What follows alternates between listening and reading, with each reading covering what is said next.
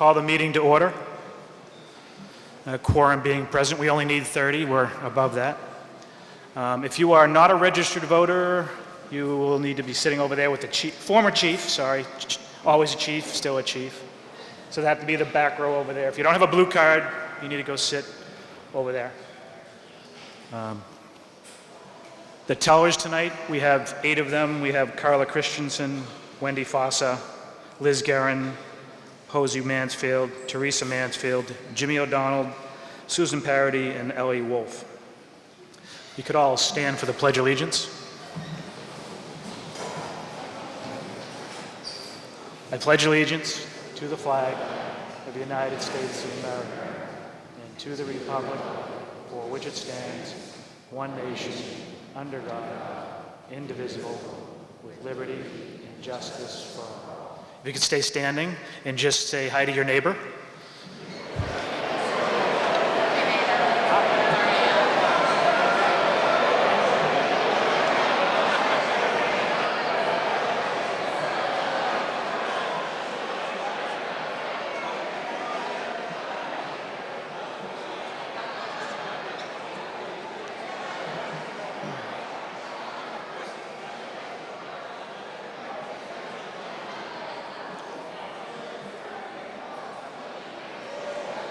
Now you can sit down, it's hot. Okay, now if you could have a seat, please.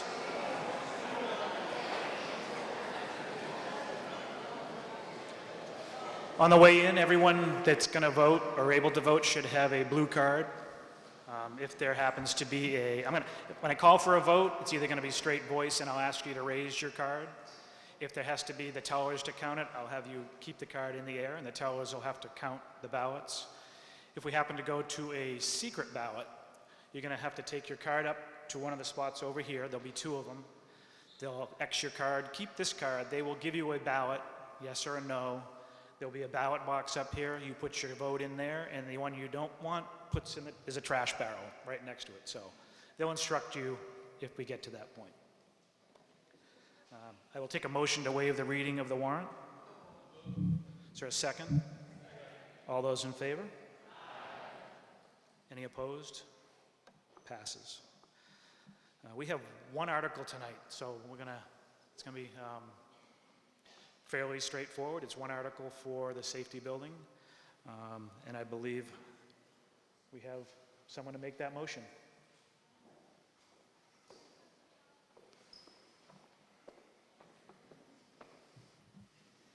I, Andrew Spinney, move that Article 1 be accepted and approved as set forth in the warrant, that $15,500,000 is appropriated for the purposes set forth therein, and that to meet this appropriation, $2 million shall be transferred from the sale of real estate fund, $1 million shall be transferred from free cash, and the treasurer, with the approval of the selectmen, is authorized to borrow $12,500,000 and issue bonds and notes of the town, therefore, as set forth in Article 1. Is there a second? Mr. Moderator, I'd like to ask the leave of the meeting to allow our design professionals to provide a brief overview of the proposed project and its associated costs. Okay, in order to do this, what he's asking is there's going to be some non-voters that want to make a presentation on the town's behalf. We've done this in the past. We need the permission from the voters to do this. So all those in favor of taking leave of the meeting to allow them to speak, say aye. Aye. Any opposed? It passes. So we're going to have a couple gentlemen that have been working on the building project. I believe 2. There's going to be a Stuart and a Tim. Both going to speak, and then we'll have representative from the Finance Committee get up, and then I believe we'll open it up from there. Oh, I'm sorry, and both chiefs will be there from the fire department and the police department to talk about their respective sections of the building.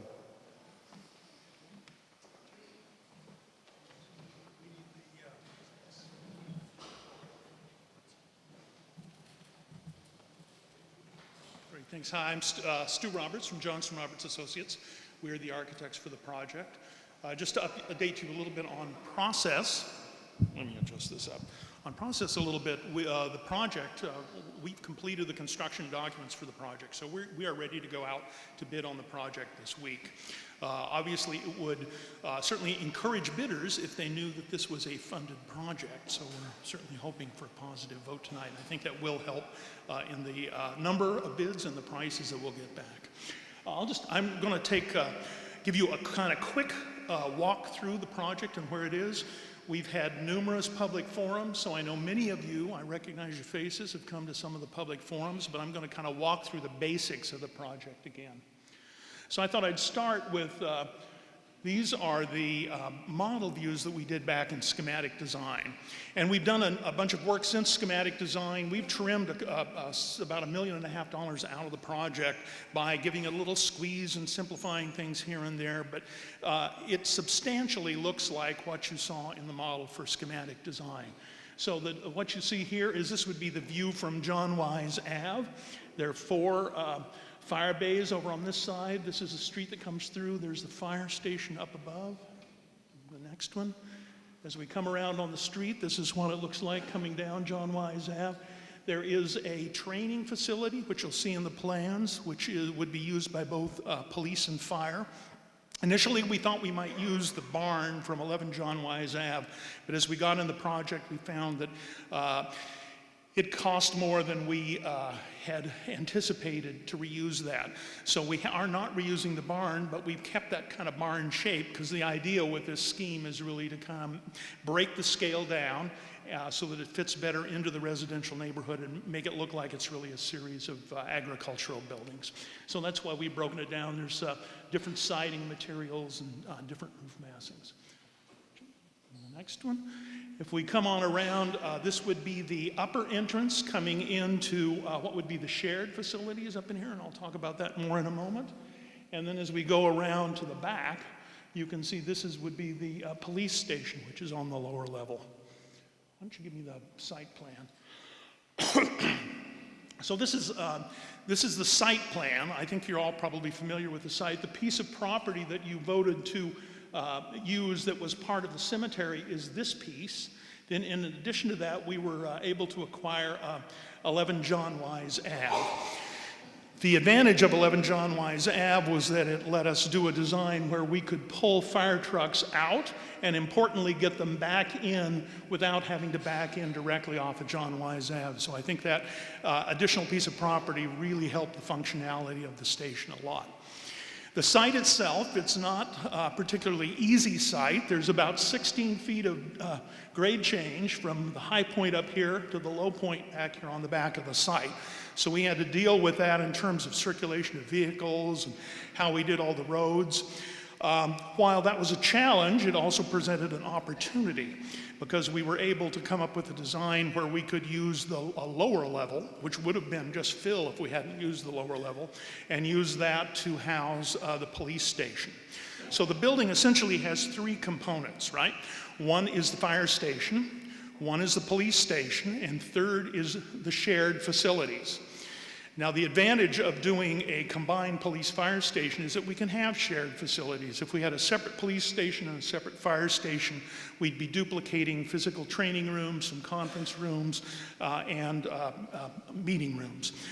By combining it means we only have to build one set of those, and those then can be used by both departments. So we end up with a building that's smaller and only one site to develop instead of 2. So that was one of the real advantages of doing a combined facility. So as we look at the site plan here, we have this is basically the fire station on the upper level. Fire trucks would exit or come back in on this side. We have some parking for firefighters. We have additional parking on this side. The public entrance would come into here. I'll talk about that more when we get to the plan. The natural grade is kind of dropping down here, so this is the lower part of the street. We're using that to get access around and into the lower part of the site so that over here we have entrance into the Sally Port for the police station. So the police station is all down below here, and we're using that grade change across the building as we plan the building. You can see on the landscape plan, we're providing screening on the sides of the property. We're providing screening at the back. We're providing some trees for screening for the parking areas. and some street trees. We kept the plantings low right here because we want to make sure that fire trucks, as they exit, have a clear view of John Wise Ave as they come and go. Why don't you give me the floor plans? So this is the floor plan. I'm going to turn this around. This is the floor plan for the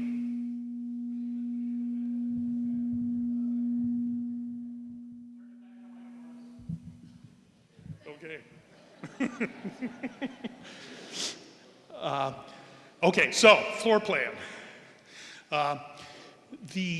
Essentially, this is the fire station and this is the shared facilities. So the shared facilities are on both the upper level and the lower level. Fire station's on the upper level, police is on the lower level. So the fire is really organized around the apparatus bay. So we have 4 double bays. And that's really to accommodate the fire equipment that you currently have. It's not extra space, and we've tried to make this as efficient as possible. All the spaces around the outside, those are really support spaces for the apparatus bay. One of the keys in designing the fire station was to design what we call a healthy fire station. Firefighters have incidents of cancer that are several times the national average because fighters go out, they get exposed to all kinds of nasty chemicals and toxins, and we are designing a station that promotes getting that stuff off of equipment and personnel when they get back to the station or before they even get back to the station.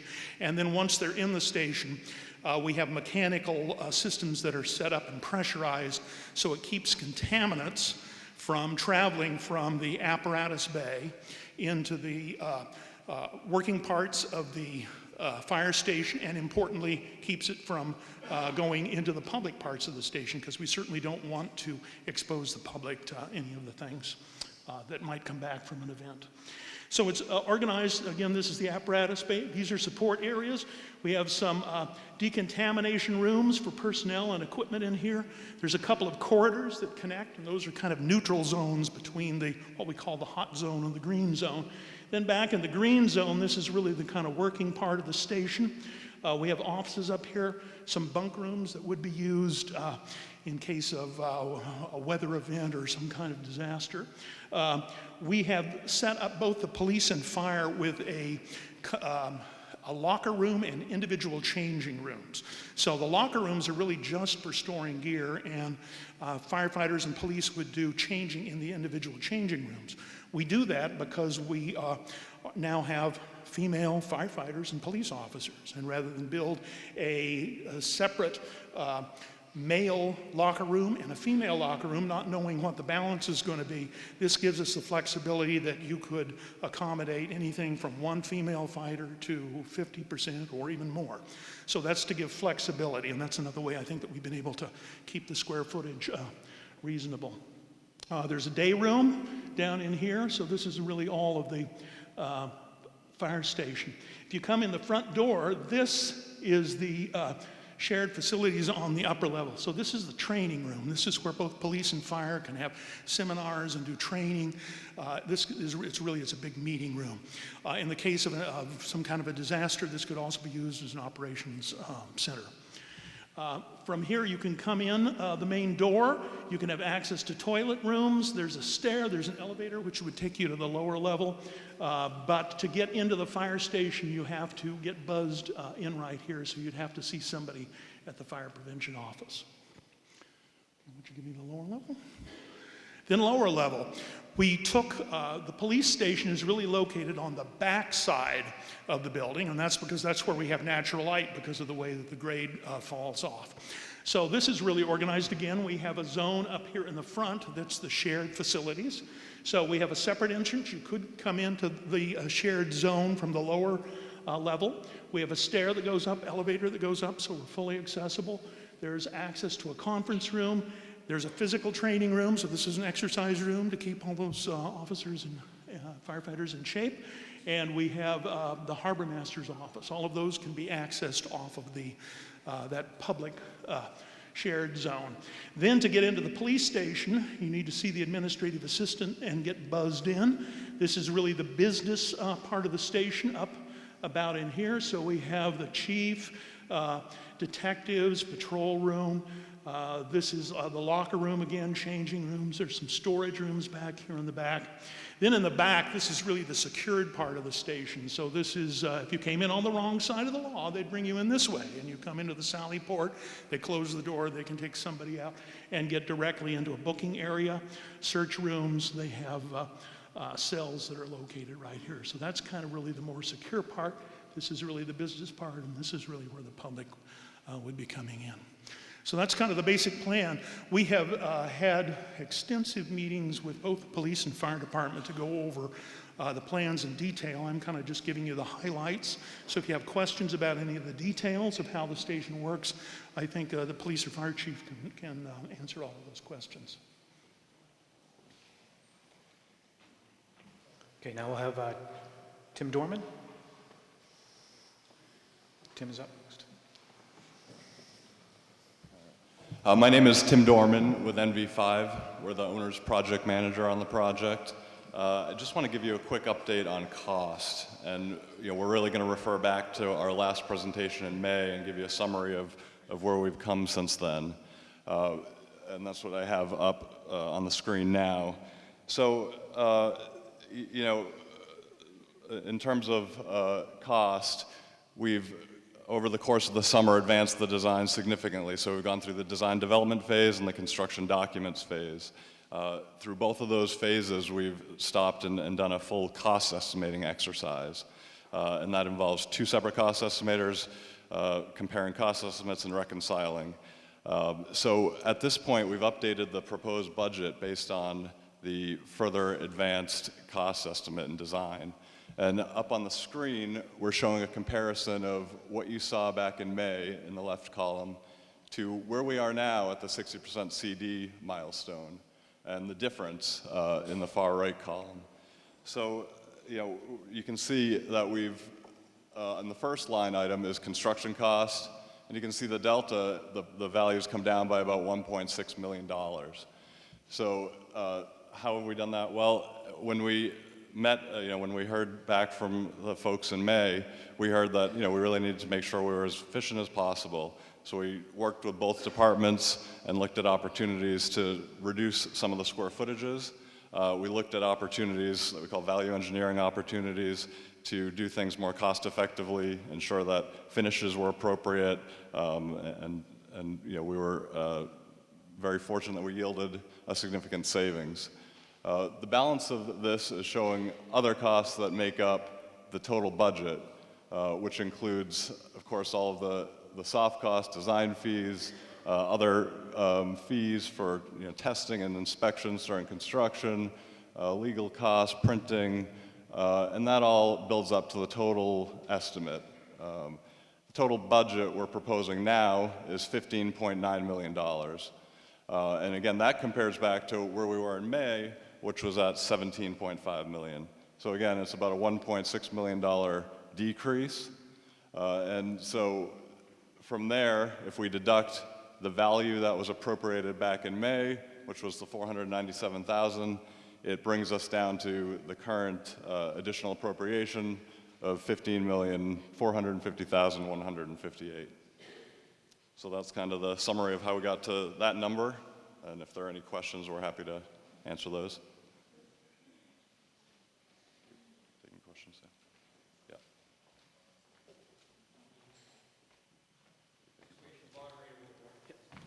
Yeah. We'll take questions after the presentation's all done, to be easier. So we have Ben Buttrick from the Finance Committee is going to go over how they came about to finance this. Sure.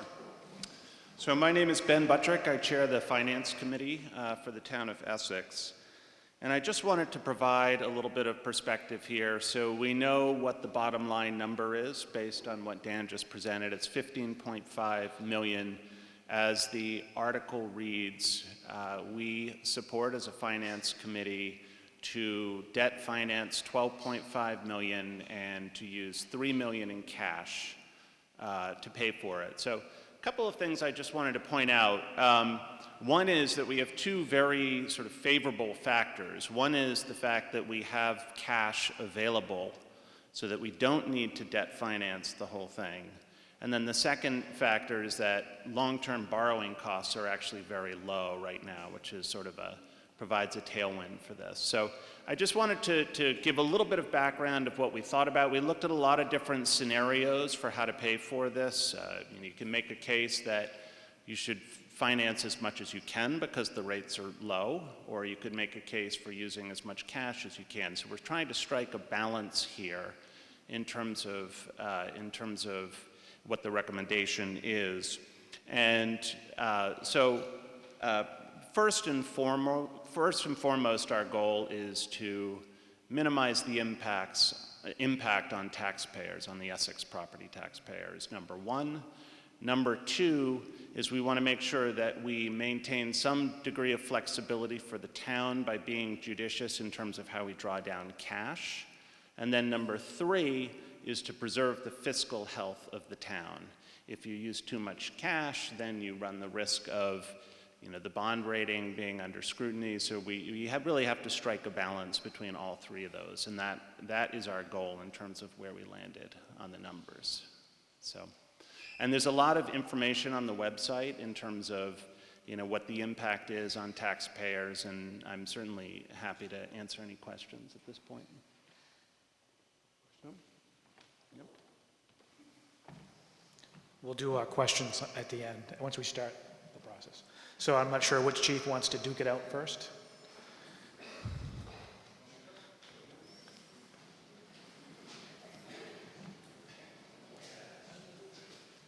Notice they put the tallest guy and then the shortest guy?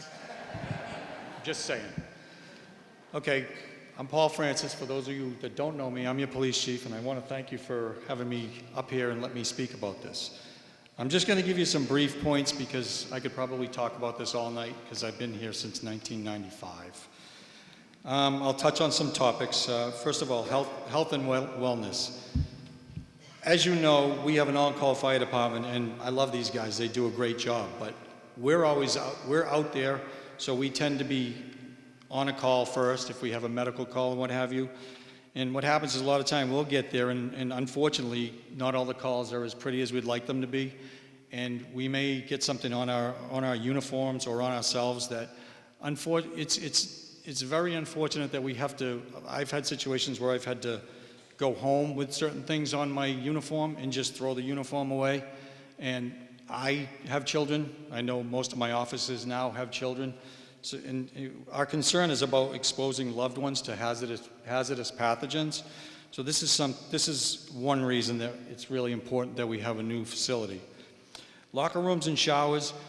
Right now, our female officers, they don't have a place to change or store their belongings. They really need a place of their own. This building, as proposed, would allow all officers to have comparable space and access to store their equipment and have privacy when changing and showering. Victim witness privacy. Currently, if we are interviewing juveniles, domestic or sexual assault victims, or maybe witnesses, there's very little privacy in our station, and they may not be comfortable coming in and reporting that they've been victimized or witnessed a crime. This is also a problem for accreditation purposes. As you know, we're an accredited police agency. For accreditation, we currently have over 360 accreditation standards that we meet. However, there are a lot of Band-Aids. Now, we passed accreditation, we did it right, we did it legitimately, but we have a lot of Band-Aids in place because, for instance, our temporary evidence, we use they're basically old kitchen cabinets that we put some locks on and what have you. So this is another problem that we need to work on. What needs to happen is we need to modernize that. There's evidence and property storage because accountability nowadays it's been very important for years, but we have to audit our evidence and property. And if something's out of whack, we could be in trouble, and we don't want that. That's a lawsuit waiting to happen. We've got drug storage and disposal issues. We have a drug cabinet. It's a legal cabinet, but right now, it's merely feet away from our offices when they're writing reports or even when they're eating. Records management and equipment storage. We have to keep records, especially arrest records, for many, many years. Currently, we have records in our station. We have records in a secure storage unit across town. It's not conducive to efficiency, and it could be a problem for us. Security. Right now, security for us is abysmal. I speak from experience. I've had 2 instances where individuals with firearms walked right into the building and into my office through an unsecured door without my having any knowledge that they had firearms on them. It's a trailer, folks. This is just the tip of the iceberg with security. We need to keep our employees safe because they're our most important assets. Cells. The way we currently process prisoners is very inefficient, costly, and dangerous. With a cooperative arrestee, with a high likelihood of being bailed within 6 hours, we can process at the station. However, in the event that an individual may not be bailed quickly, we bring them to Middleton. And unfortunately, if they're too violent or intoxicated, they may not accept them. This has happened to us. Protective custody, we can't take protective custody individuals to Middleton.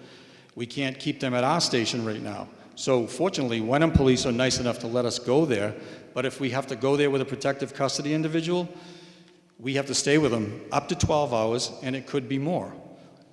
If it's a female, we have to send 2 officers. That's something we had to agree to because what are we going to do? And that gets costly. That's a lot of overtime money that we could streamline. The Sally Port and the garage.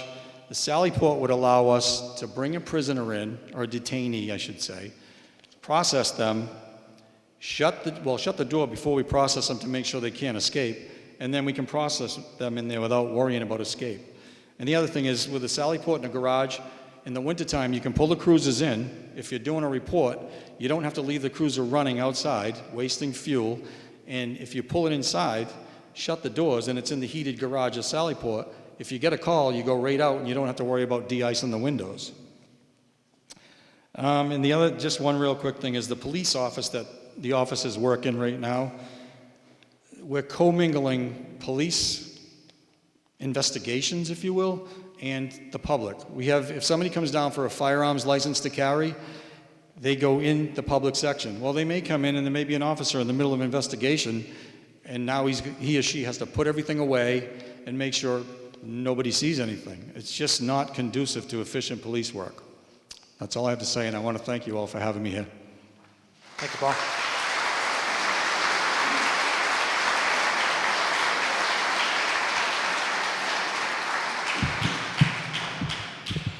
You're up, Dan. I'm up. Is it hot in here or is it just me? Anyone? Really? All right. Not surprised. Dan Doucette, John Wise Avenue. I live 2 doors down from the proposed building.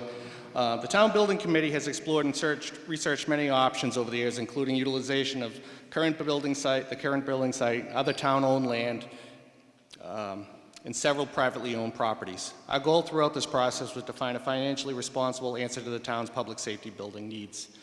The existing building, the front, which was built in 1950, and the back, which was built in 1970, continues to deteriorate and does not have the sufficient space for those departments to survive.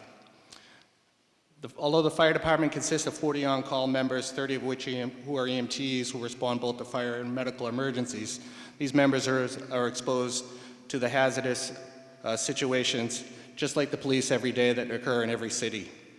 It's not unique to Essex to have problems that occur in Beverly or Boston. Some of the things that Stuart pointed out regarding the apparatus bays, the reason I bring this up is people always ask, well, why do you have so many vehicles? Are you going to get more? Like he said, we currently have 7 vehicles. We have 2 engines, a ladder truck, a tanker, 2 ambulances, and a boat. Just a little firefighter 101. For a normal fire, there's usually 2 engines and a ladder. Essex has a water system that doesn't go throughout the whole community. We also rely on a tanker, so that's one of the additional vehicles that we do have that some towns don't. The 2 ambulances, they're used on a regular basis, and we also have a squad truck for taking that vehicle off the road and not taking the expensive apparatus out into the middle of the woods. And the boat obviously is quite self-explanatory for a community like us. The doors that we currently have are 10 feet wide and 10 feet tall. The proposed doors are 14 feet. Most vehicles are 8 feet, or if not 8.5 feet. We now have clearances of less than an inch on each side. These also prohibit us from looking at more of should I say, off the line apparatuses as we replace them. Not that we're going to replace anything, as if a new building is built, but down the road, it will make it easier for purchases so we won't have to have customized vehicles that are designed and built for our station. There's sufficient area for parking for our call firefighters. Right now, many a times when we pull in down to Shepherd Memorial Drive, between a ball game and whatever else is going on, there quite often isn't. As far as the building itself, our current building has no fire alarm system, smoke, carbon monoxide detection system, and no sprinkler system. We have $3.5 million of vehicles in that building and over $1 million of equipment, but we have no fire protection for it. In the event something would happen, we wouldn't know unless there was an officer in the building or somebody drove by and saw something happening. The other thing is the diesel soot evacuation system. With the carcinogens that are in diesel's fumes, this evacuation system will basically cause the exhaust to go right out a pipe and outside the building and protect the individuals in the building.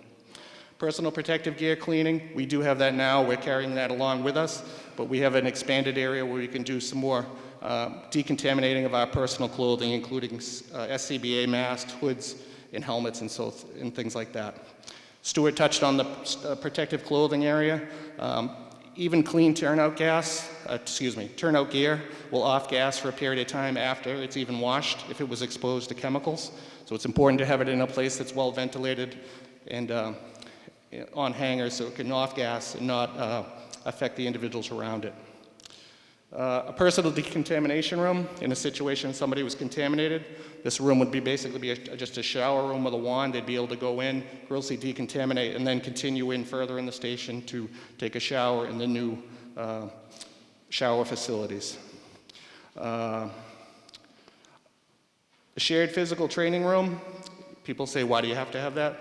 Well, if people are there working out and a call comes in, it only benefits the town. It also is a selling point for somebody to maybe think to either join our department or the police department.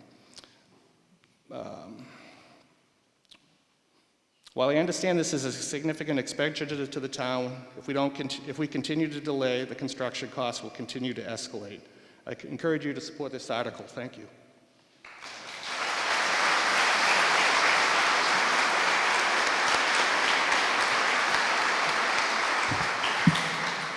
So we have Lisa from the Building Committee is going to round out the presentation, and then I'll open it up to the floor for debate. Thanks, Jeff. Lisa O'Donnell, Island Road. I've been chair of the Town Building Committee for 10.5 years, and we've been working on this project off and on that whole time. As most people are aware, last May 2018, we came before town meeting and looked at the option of purchasing the village restaurant site. That did not reach the two-thirds quorum, two-thirds vote that passing that needed. The building committee regrouped, started to look at other sites, and in August of 2018, we had a special town meeting and funded hiring an owner's project manager, which is NV5. With their help, we looked at architects, and at the October fall town meeting last year, we funded hiring a project architect and brought Johnson Roberts Associates on board. Since then, we've been working with Johnson Roberts to look at pretty much every site that would be workable in the appropriate portion of town. Did an exhaustive study of that, approached numerous landowners about selling with no one interested. And then we turned back to town-owned properties and focused on the John Wise Avenue site. Special town meeting in February assigned the cemetery property to the Board of Selectmen for use as public safety building site. And we also authorized the purchase of the adjacent property at 11 John Wise Avenue, which increased that site by 50%. This past May, after the design estimates came in a little high, we didn't ask to fund the whole project at that point. We wanted to go back, do some value engineering and tightening up the design. So in May, we funded the owner's project manager and project architect through the completion of the construction documents and the award of bid to a contractor. So that's the point that we are now. Over the summer, we've completed the design. The architects are working on the construction documents, and those will be ready to be advertised for bid this Wednesday. So we have a site, we have a design, we have 99% construction documents ready in 2 days. So the reason for scheduling this special town meeting was to hopefully approve funding this evening. Our goal is, or our hope is that with a funded project, the bidders who are looking at this project will be more aggressive. If we wait to fund it until after the bid, contractors won't be as eager to bid on a project that they don't know is funded. They won't work as hard, they won't sharpen their pencils as well. So our hope this evening is to fund the project so that the contractors, there's 7 general contractors who are pre-qualified, and probably, I don't know, 4 dozen, 5 dozen subcontractors are also pre-qualified to work on this project and provide bids. The way the schedule works now, we've advertised the project on the 25th. Sub-bids are due October 16th, and the general bids are due October 30th. So we would have the opportunity to make an award early November and have construction start immediately after, as soon as the contractor's ready to take possession of the site. All that said, we're hoping that town building will see fit to fund the project this evening. Thank you.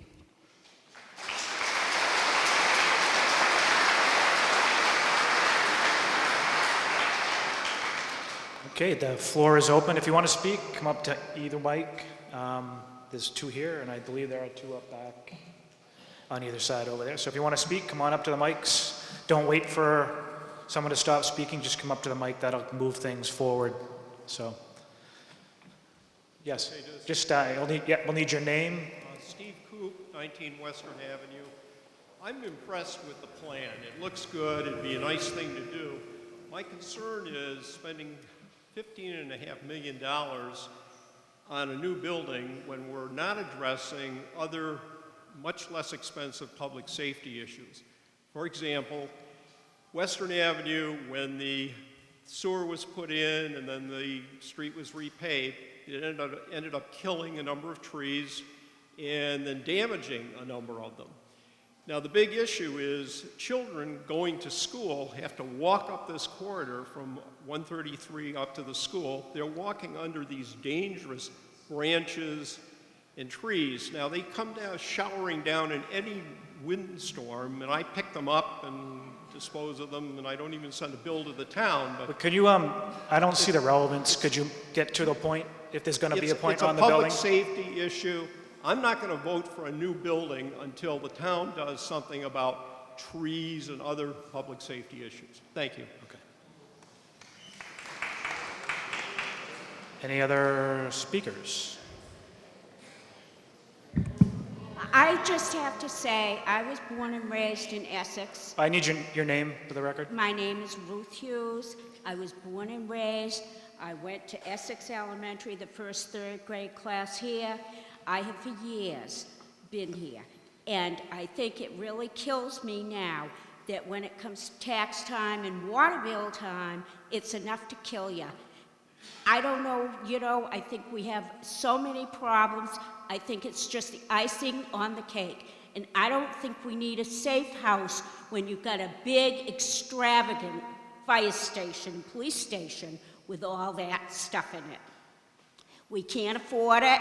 We couldn't afford it before. That's why we didn't do anything for years. My parents should have done stuff to put it in, and they kept pushing it back. And I think, for God's sakes, I lived here my whole life. I don't want to sell my home. I don't want to have to leave. I love it here, and it is second nature to me and has been my whole life. I moved for 10 years, and I came back. And I've been there ever since for 37, 40 years or so, and I would like to stay here. We're getting to the point where we're retiring. How are we going to afford it? Thank you.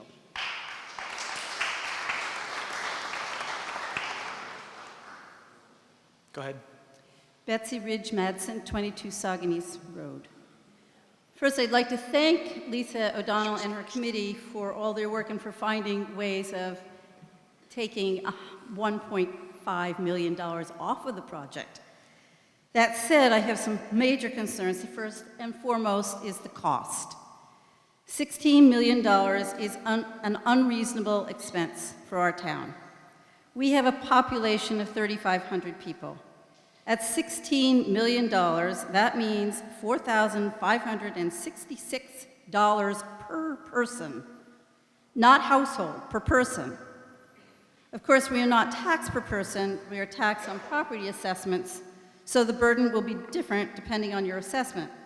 Still, if we look at other towns which have built new fire and safety buildings recently, the highest cost by population is in Westwood, with a per-person cost of $1,020.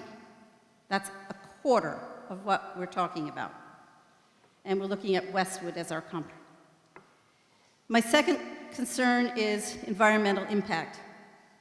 I know that our architects have received awards for LEEDS projects that they've done. LEEDS is, of course, the acronym for Leadership in Energy and Environmental Design. And yet, I wonder how much we are doing in this building to incorporate environmental engineering. Are we preparing for our future by smart energy-saving plans? We have wetlands at the edge of the site. What are we doing to save these wetlands? I'm also concerned that we are moving one of the oldest buildings in town. The historic barn was part of the homestead, now showcased at both Beauport and Winterthur. Can we find a way to preserve this piece of town history? Lastly, this is a special town meeting. Everybody knows that the annual meeting is the first Monday of May. Yet here we are, proposing to spend $16 million on a random Monday in September. To me, this is an atrociously high number, and I fear that we are rushing into a vote. We need to be reasonable with ourselves and our financial future.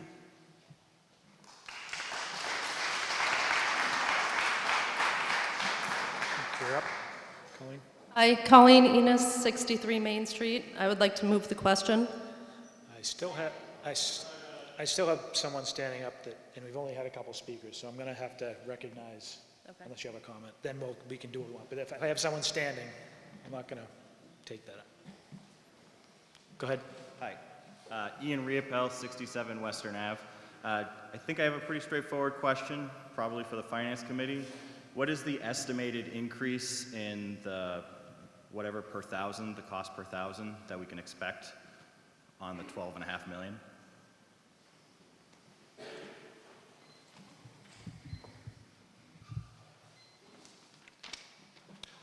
Sure. The mill rate, which is the cost per thousand for assessed property, we're proposing 30-year financing, so debt. So if you look at the increase, the average increase over the course of the loan of the 30 years, it works out to 68 cents to the mill rate. The way that the debt actually gets structured, the year one increase, which I think people are going to be most interested in between this year and next year, is 87 cents to the mill rate. And the other thing too is I might just mention, if you look at the 6/30 fiscal year end mill rate, it's $15.37 for the town of Essex. Right now, that number is exactly median in the state, in the Commonwealth. It's at the 50th percentile. So, and then the numbers vary. You tend to see out in Western Mass higher mill rates in general because it's a function of population and distribution, property values and whatnot. But just that's a piece of context for everybody. Anyone else? I don't see anyone at any mics, so I'll go back to Colleen moving the question. I don't need to move the question. We are ready to. Nope. She spoke once and no one's speaking. Go ahead. We've got one more. Betsy Ridge Madsen, 22 Saugonese Road. I'd like to request a secret ballot. I need 58 people to stand if you want a secret ballot. If we don't get that, we'll start from a voice count. So all those that want a secret ballot, please stand or hold up your card.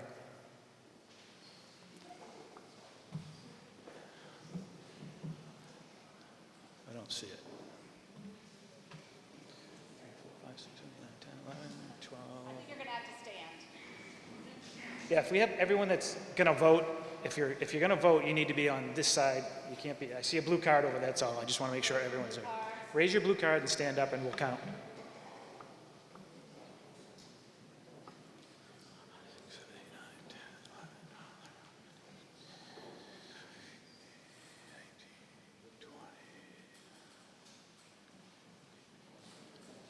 It's not going to get it now. Not going to get 58. You can't count people that stand up. They should be raising their card.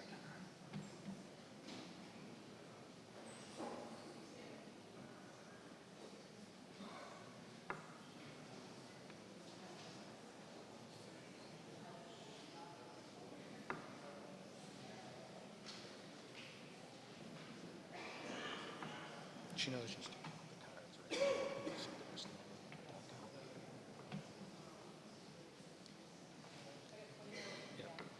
So it does not pass, so everyone can sit down. So at this point, we're going to vote on the one article we have tonight. We are going to say, just raise your card. All those in favor of article, and say yes to Article 1. Raise your card and say yes.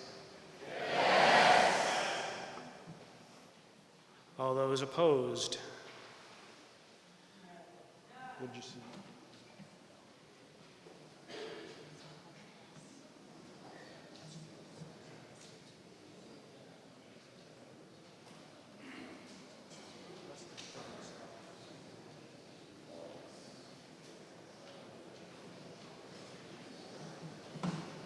The article passes.